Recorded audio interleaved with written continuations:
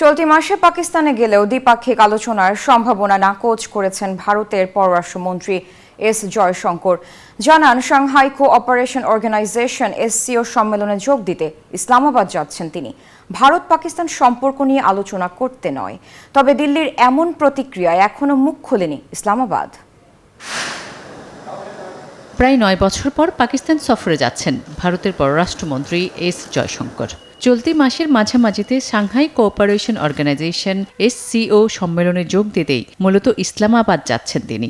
আগামী 15 ও 16 অক্টোবর এই সম্মেলন অনুষ্ঠিত হবার কথা রয়েছে। Redmi 13 স্টাইল বানাই দুনিয়া কাঁপায়।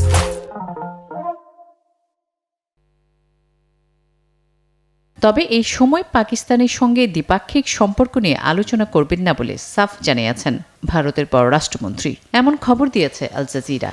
I'm scheduled to go to Pakistan in the middle of this month, and that is for a meeting of the SCO heads of government. পরিষ্কারভাবে বলতে চাই, আমি একটি বহুপাক্ষিক অনুষ্ঠানে যোগ দিতে যাচ্ছি। ভারত পাকিস্তান সম্পর্ক নিয়ে আলোচনা করতে নয়। One of us, it changes.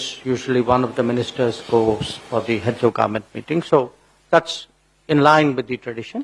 এর আগে SCO সম্মেলনে জয়শঙ্কর যোগ দেবেন বলে নিশ্চিত করে ভারতের পররাষ্ট্র মন্ত্রণালয়। তবে তিনি সম্মেলনের সাইডলাইনে কোনো পাকিস্তানি নেতার সঙ্গে সাক্ষাৎ করবেন কিনা এ বিষয়ে স্পষ্ট করেনি Delhi. To participate in the SCO summit, which will be held in Islamabad on 15th and 16th, I understand.